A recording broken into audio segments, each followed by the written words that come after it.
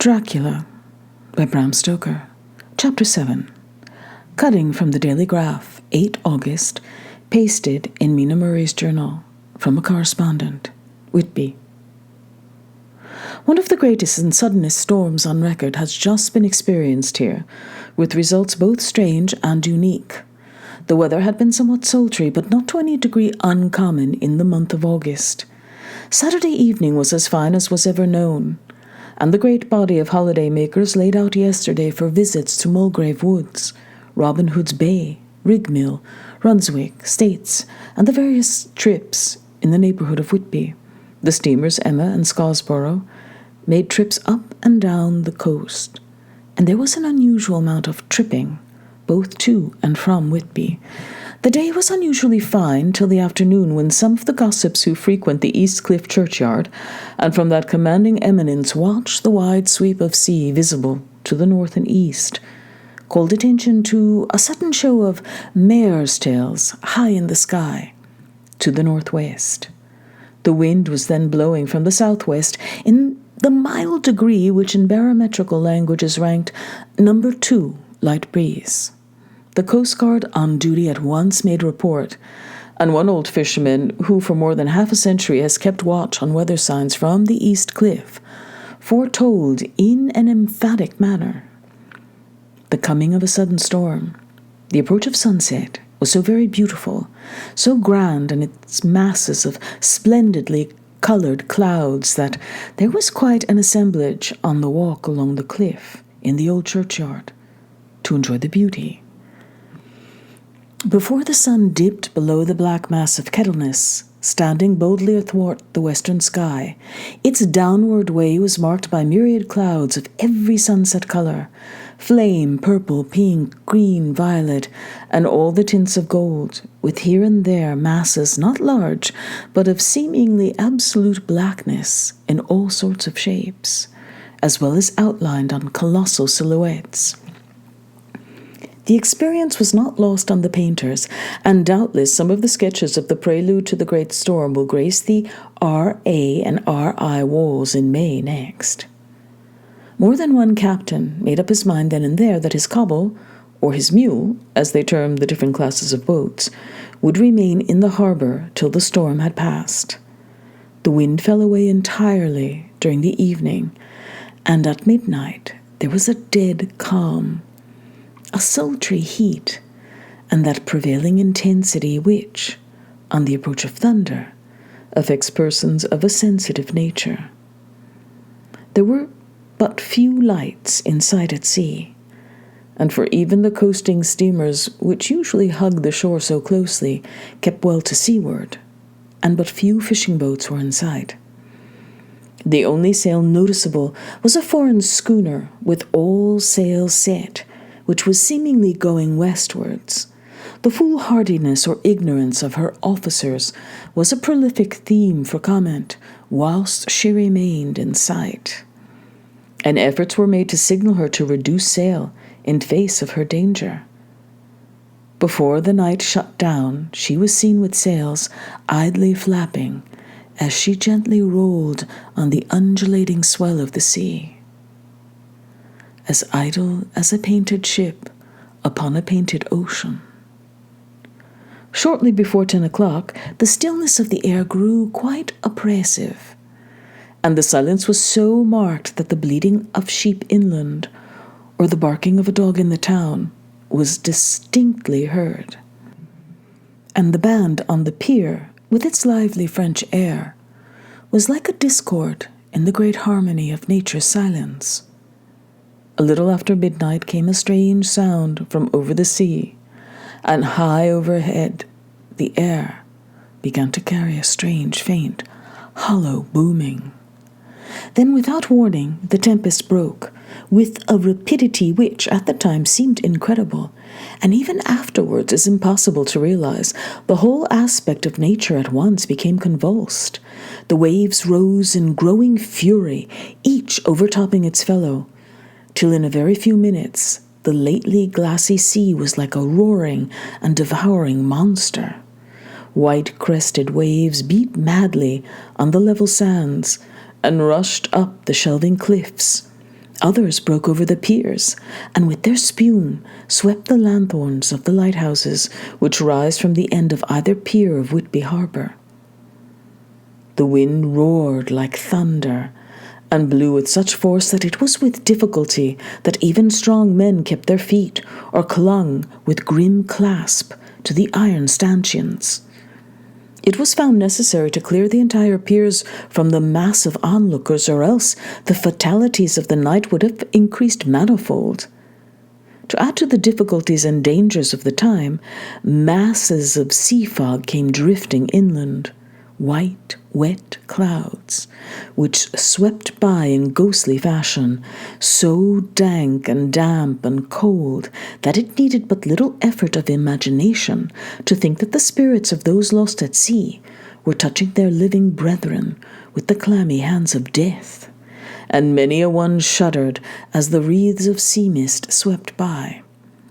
At times, the mist cleared, and the sea for some distance could be seen in the glare of the lightning, which now came thick and fast, followed by such sudden peals of thunder that the whole sky overhead seemed trembling under the shock of the footsteps of the storm.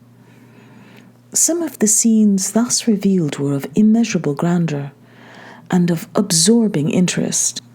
The sea, running mountains high, threw skywards with each wave mighty masses of white foam, which the tempest seemed to snatch at and whirl away into space.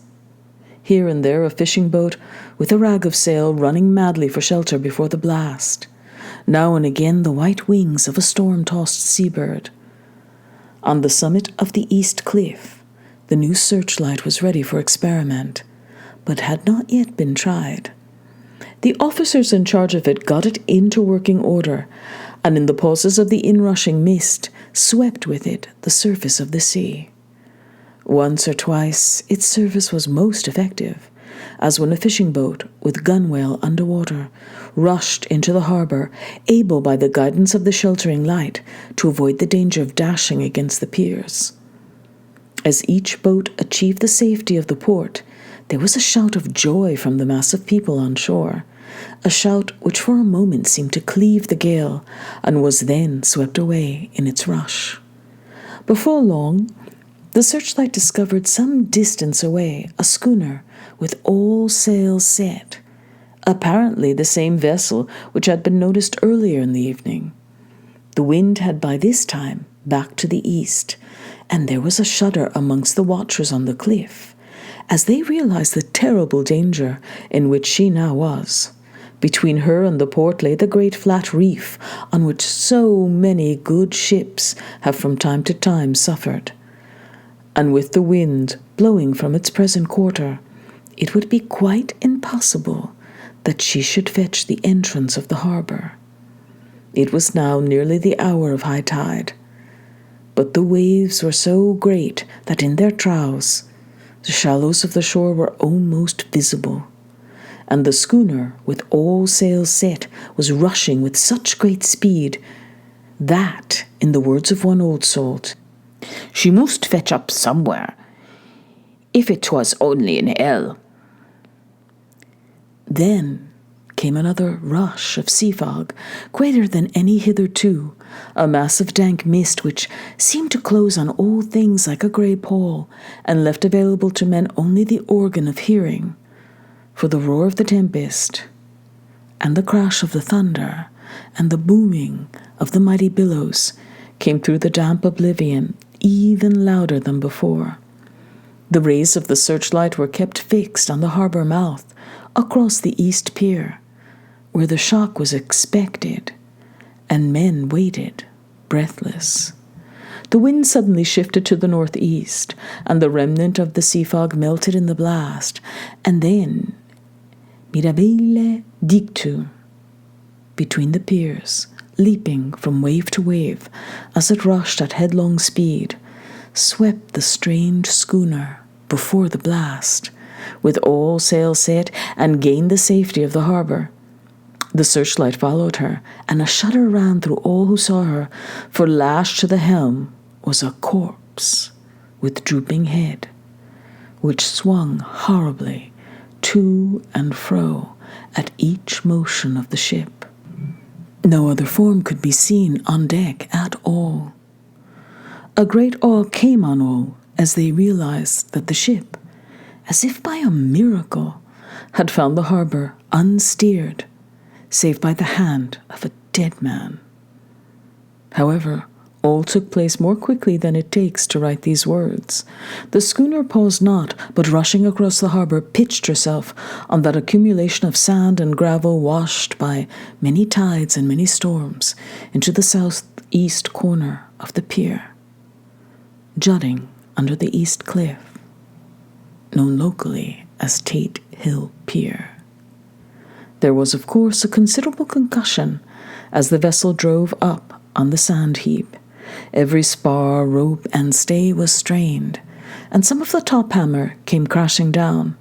But, strangest of all, the very instant the shore was touched, an immense dog sprang up on deck from below, as if shot by the concussion, and running forward, jumped from the bow on the sand, making straight for the steep cliff, where the churchyard hangs over the laneway to the east pier so steeply that some of the flat tombstones, thruffsteins or throughstones, as they call them in the Whitby vernacular, actually project over where the sustaining cliff has fallen away.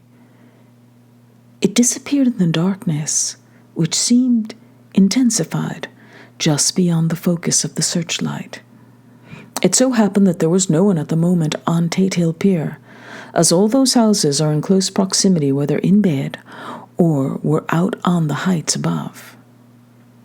Thus, the Coast Guard on duty on the eastern side of the harbor, who at once ran down to the little pier, was the first to climb on board.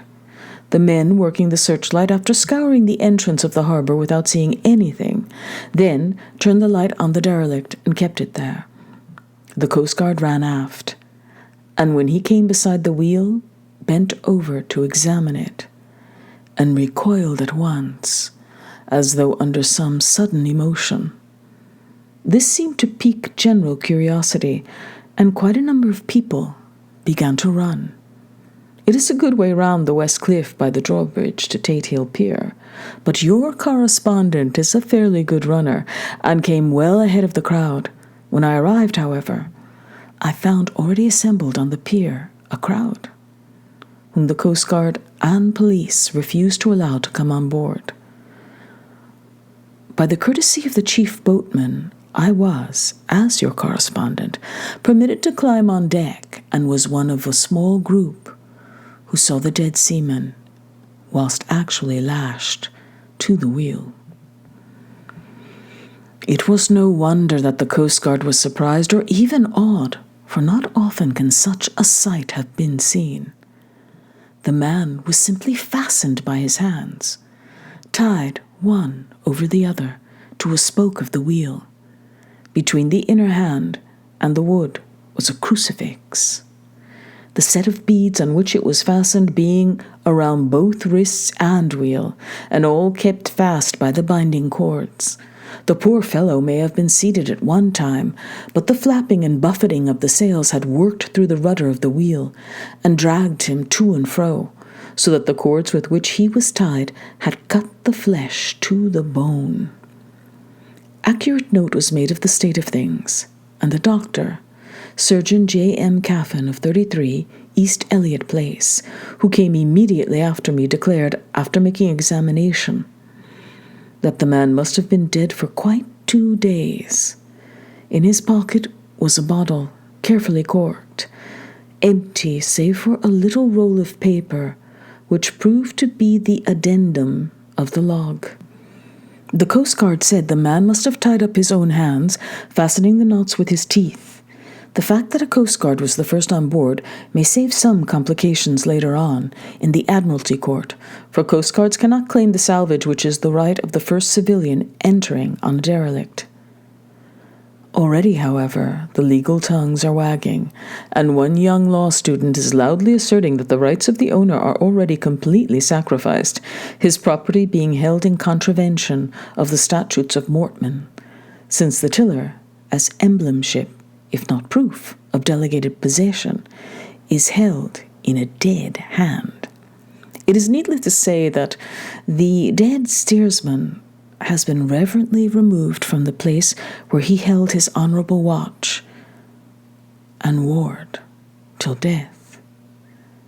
A steadfastness as noble as that of the young Casabianca, and placed in the mortuary to await inquest. Already the sudden storm is passing, and its fierceness is abating. Crowds are scattering homeward, and the sky is beginning to redden over the Yorkshire woods. I shall send, in time for your next issue, further details of the derelict ship, which found her way so miraculously into the harbour in the storm. Whitby, 9 August. The sequel to the strange arrival of the derelict in the storm last night is almost more startling than the thing itself. It turns out that the schooner is a Russian from Varna and is called the Demeter. She is almost entirely in ballast of silver sand, with only a small amount of cargo, a great number of wooden boxes filled with mould.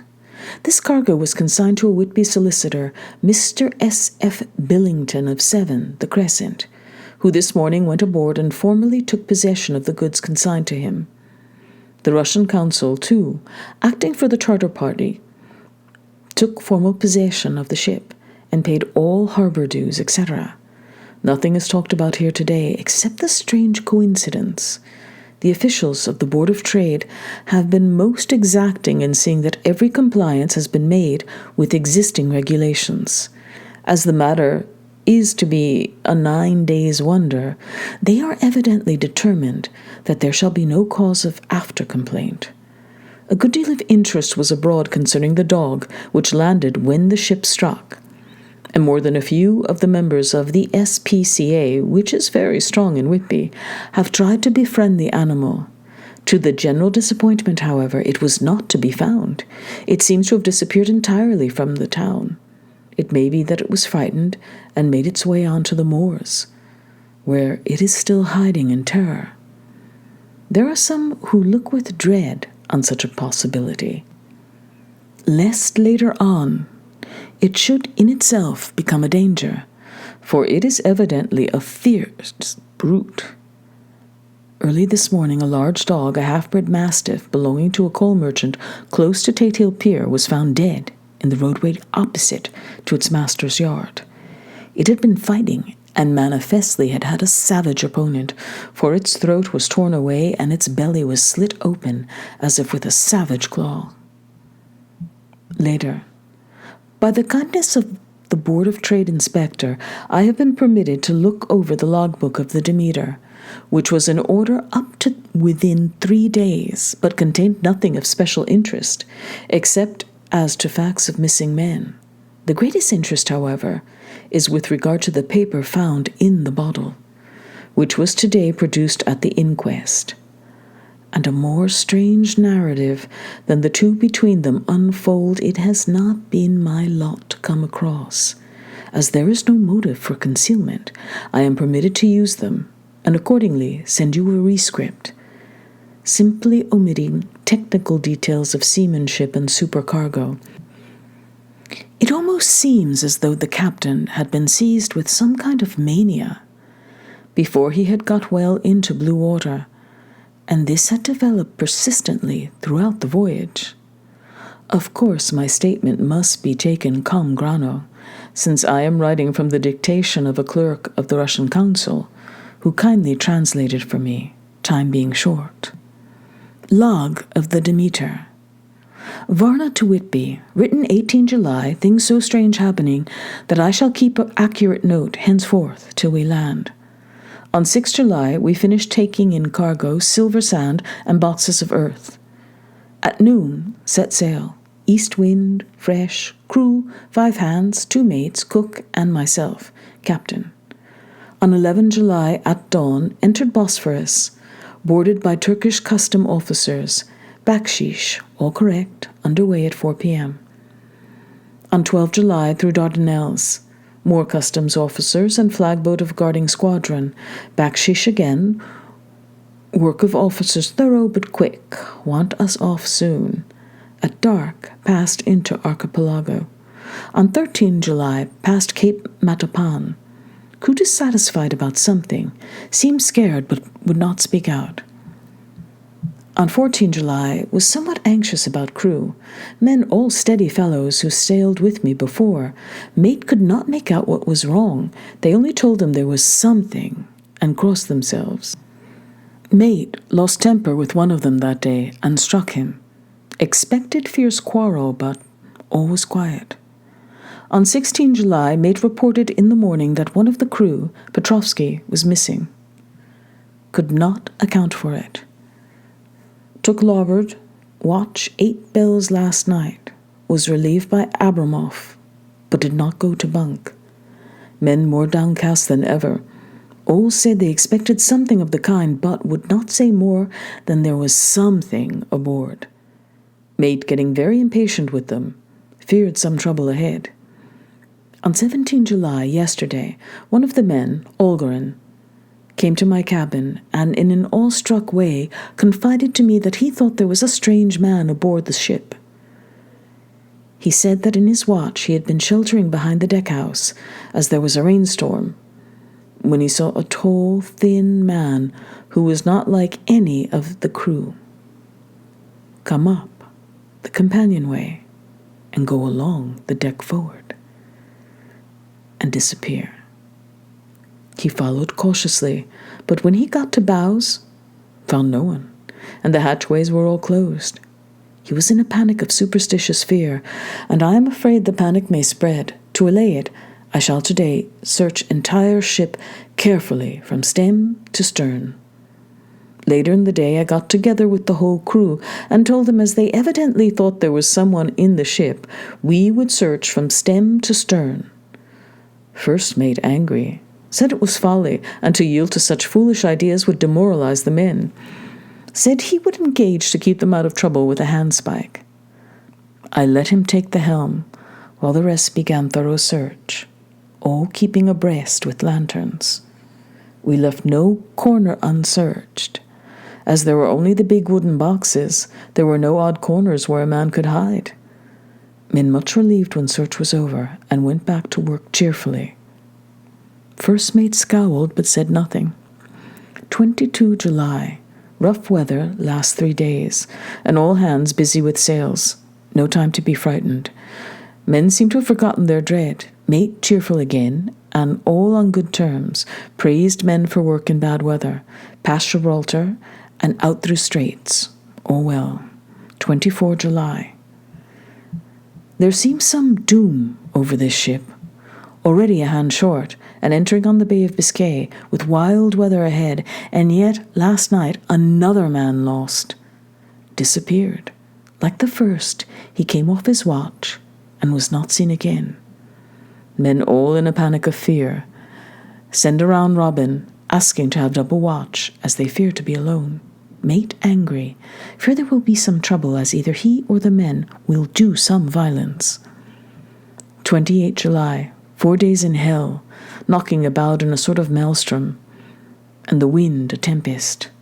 No sleep for anyone. Men all worn out. Hardly know how to set a watch, since no one fit to go on. Second mate volunteered to steer and watch, and let men snatch a few hours' sleep. Wind abating. Seas still terrific, but feel them less, as ship is steadier. 29 July. Another tragedy. Had single watch tonight, as crew too tired to double. When morning watch came on deck, could find no one except steersman. Raised outcry, and all came on deck. Thorough search, but no one found, and now without second mate. Crew in a panic. Mate and I agreed to go armed henceforth, and wait for any sign of cause. 30 July. Last night, rejoiced. We are nearing England. Weather fine, all sail set. Retired, worn out, slept soundly, awaked by mate telling me that both men of watch and steersman missing. Only self and mate, and 2 hands left to work ship. 1 August. 2 days of fog and not a sail sighted. Had hoped when in the English Channel to be able to signal for help, or get in somewhere. Not having power to work sails, have to run before wind. Dare not lower, as could not raise them again. We seem to be drifting to some terrible doom. Mate now more demoralized than either of men. His stronger nature seems to have worked inwardly against himself. Men are beyond fear, working stolidly and patiently, with minds made up to worst. They are Russian, he Romanian. 2 August midnight.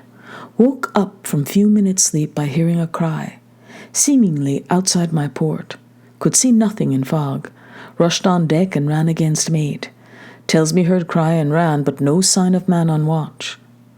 One more gone, Lord help us.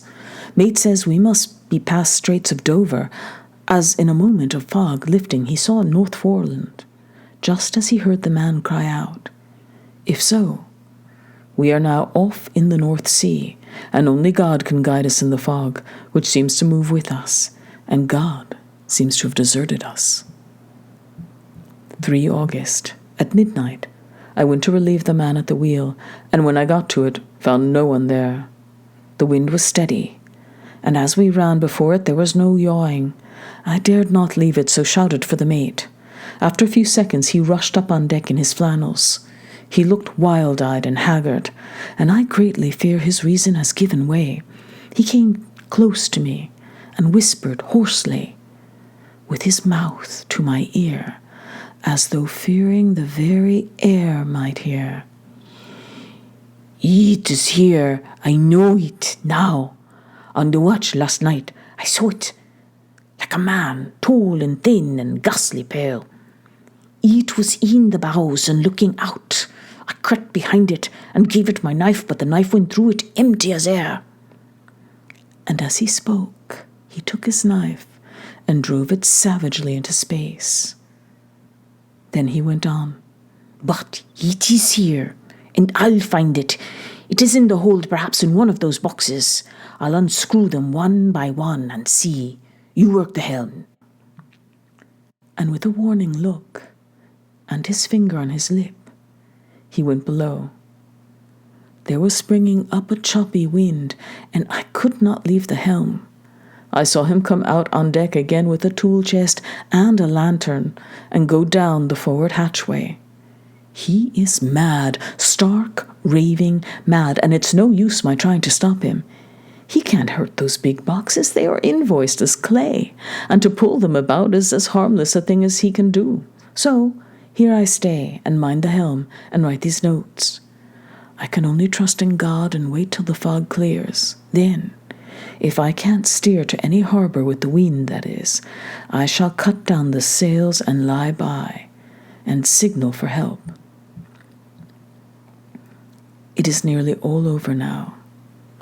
Just as I was beginning to hope that the mate would come out calmer, for I heard him knocking away at something in the hold, and work is good for him, there came up the hatchway a sudden, startled scream, which made my blood run cold, and up on the deck he came as if shot from a gun, a raging madman, with his eyes rolling and his face convulsed with fear. "Save me! Save me!" he cried, and then looked round on the blanket of fog. His horror turned to despair, and in a steady voice he said, "You had better come too, Captain, before it is too late.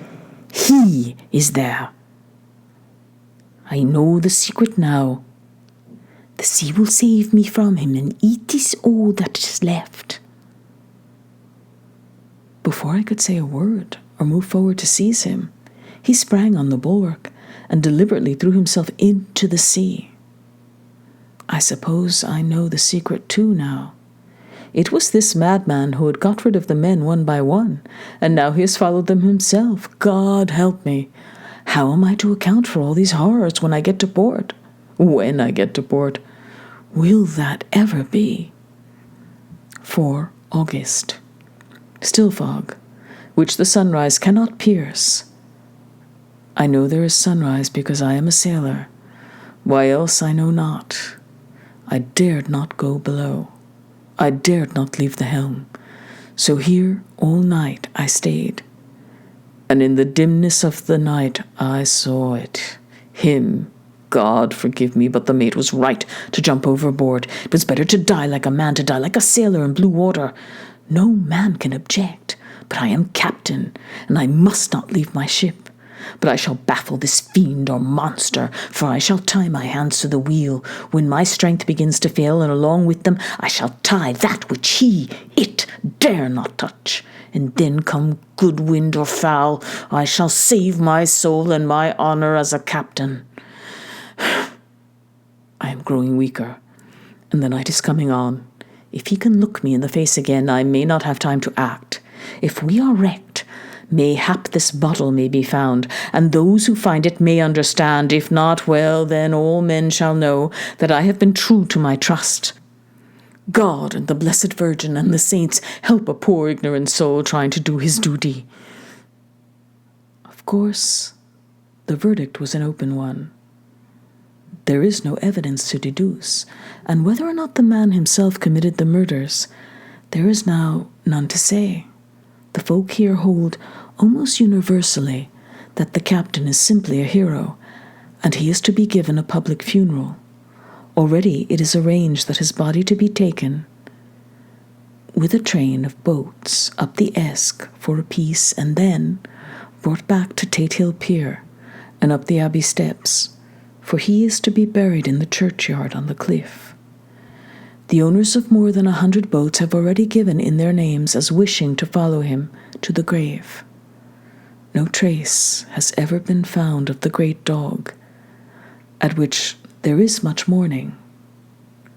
For, with public opinion in its present state, he would, I believe, be adopted by the town. Tomorrow will see the funeral, and so will end this one more mystery of the sea. Mina Murray's journal. 8 August. Lucy was very restless all night, and I too could not sleep. The storm was fearful. As it boomed loudly among the chimney pots, it made me shudder. When a sharp puff came, it seemed to be like a distant gun. Strangely enough, Lucy did not wake, but she got up twice and dressed herself. Fortunately, each time I awoke in time and managed to undress her without waking her and got her back to bed. It is a very strange thing, this sleepwalking, for as soon as her will is thwarted in any physical way, her intention, if there be any, disappears, and she yields herself almost exactly to the routine of her life. Early in the morning we both got up and went down to the harbour to see if anything had happened in the night. There were very few people about, and though the sun was bright and the air clear and fresh, the big grim-looking waves that seemed dark themselves because the foam that topped them was like snow, forced themselves in through the narrow mouth of the harbour, like a bullying man going through a crowd. Somehow I felt glad that Jonathan was not on the sea last night, but on land. But oh, is he on land or sea? Where is he? And how? I am getting fearfully anxious about him. If I only knew what to do, and could do anything. 10 August. The funeral of the poor sea captain today was most touching. Every boat in the harbour seemed to be there, and the coffin was carried by captains all the way from Tate Hill Pier up to the churchyard. Lucy came with me, and we went early to our old seat, whilst the cortege of boats went up the river to the viaduct and came down again. We had a lovely view, and saw the procession nearly all the way. The poor fellow was laid to rest quite near our seat, so that we stood on it when the time came and saw everything. Poor Lucy seemed much upset. She was restless and uneasy all the time, and I cannot but think that her dreaming at night is telling on her. She is quite odd in one thing. She will not admit to me that there is any cause for restlessness, or if there be, she does not understand it herself. There is an additional cause in that poor old Mr. Swales was found dead this morning on our seat, his neck being broken. He had evidently, as the doctor said, fallen back in the seat in some sort of fright, for there was a look of fear and horror on his face that the men said made them shudder. Poor dear old man! Perhaps he had seen death with his dying eyes. Lucy is so sweet and sensitive that she feels influences more acutely than other people do. Just now she was quite upset by a little thing which I did not much heed, though I am myself very fond of animals. One of the men who came up here often to look for the boats was followed by his dog. The dog is always with him. They are both quiet persons, and I never saw the man angry, nor heard the dog bark. During the service, the dog would not come to its master, who was on the seat with us, but kept a few yards away, barking and howling. Its master spoke to it gently, and then harshly, and then angrily, but it would neither come nor cease to make a noise. It was in a sort of fury, with its eyes savage, and all its hairs bristling out like a cat's tail when puss is on the warpath. Finally the man too got angry, and jumped down and kicked the dog, and then took it by the scruff of the neck and half dragged and half threw it on the tombstone, on which the seat is fixed. The moment it touched the stone, the poor thing became quiet and fell all into a tremble. It did not try to get away, but crouched down, quivering and cowering, and was in such a pitiable state of terror that I tried, though without effect, to comfort it. Lucy was full of pity too, but she did not attempt to touch the dog, but looked at it in an agonized sort of way. I greatly fear that she is of too supersensitive a nature to go through the world without trouble. She will be dreaming of this tonight, I am sure.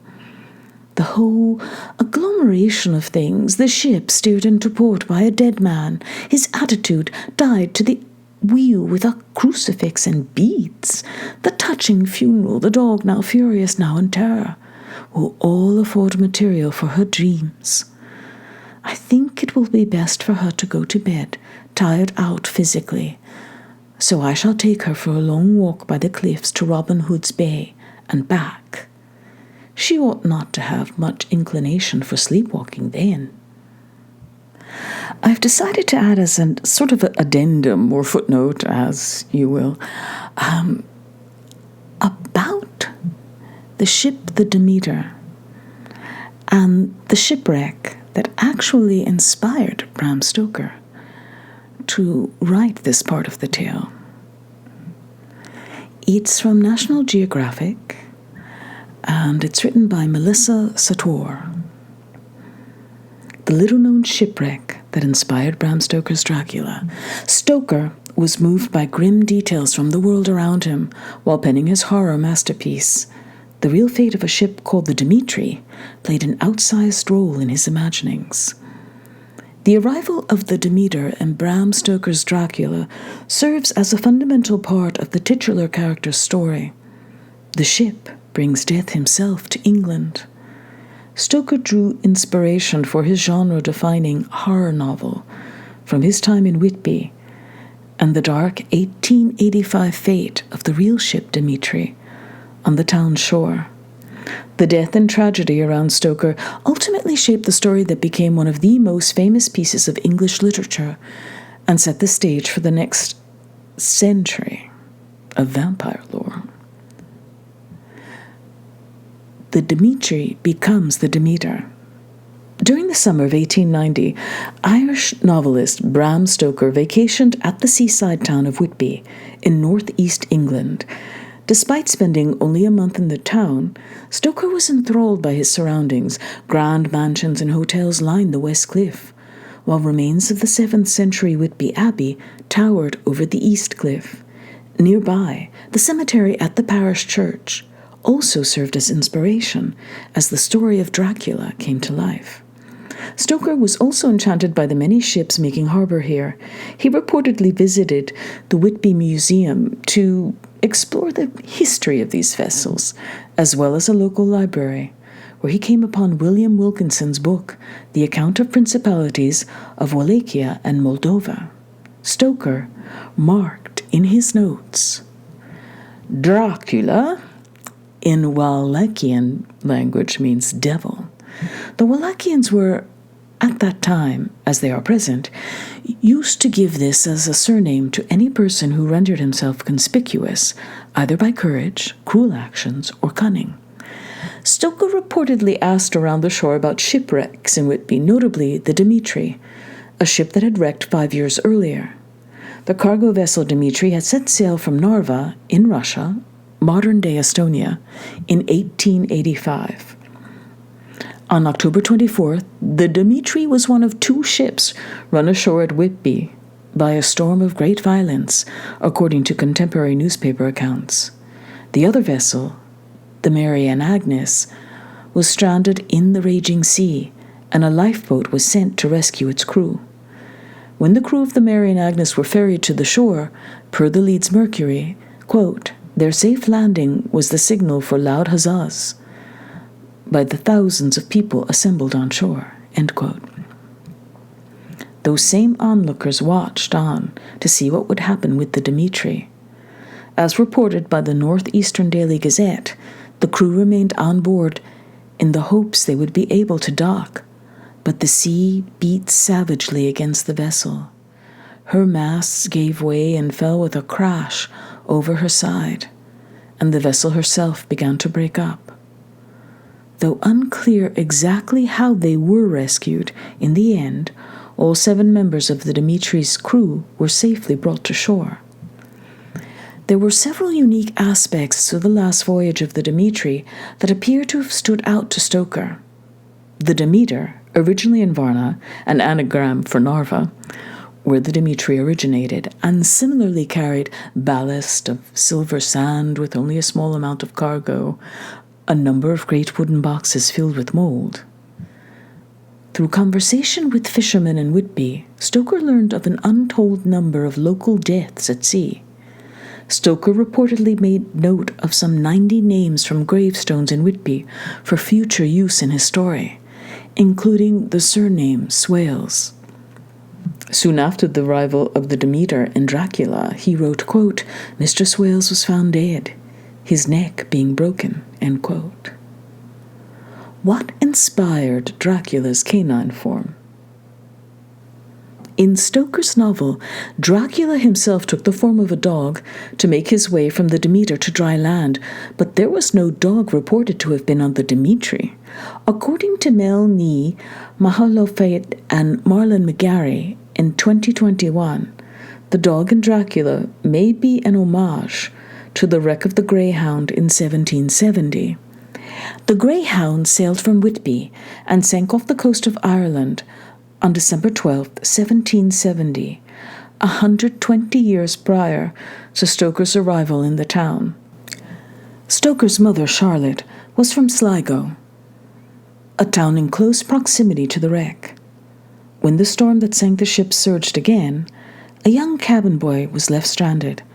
The rescue effort failed, with only 1 out of some 20 men sent to save him, tragically dying in the process. Stoker made no reference to a dog in his notes until 2 months after he departed from Whitby. On October 15, 1890, Stoker wrote, quote, when ship ran into Collier's Hope, big dog jumped off bow and ran over pier, up kiln yard and church steps and into churchyard. Local dog found ripped open and graves torn up, end quote. It's not clear if Stoker learned of these details from the Dimitri wreck, another Whitby wreck, or it was his own creation. In the novel, the arrival of the Demeter was paired with a similarly remarkable incident. Quote, the very instant the shore was touched, an immense dog sprang up on deck from below, as if shot up by the concussion, and running forward, jumped from the bow on the sand." End quote. The dog, a disguised Dracula, wrought bloodshed and death from that point forward. This dog resembled the Barghest, a mythical monster often associated with Yorkshire. Spellings and specific forms of Barghest vary, but the dog-like being foretold of pain, disaster, or even death to all who saw it. The Barghest also elicited howling from dogs in its vicinity, something Dracula protagonist Mina Murray reported took place soon after the arrival of the Demeter. So there you have it. Just an interesting little tidbit. I don't know. I find it interesting at any rate. Good evening.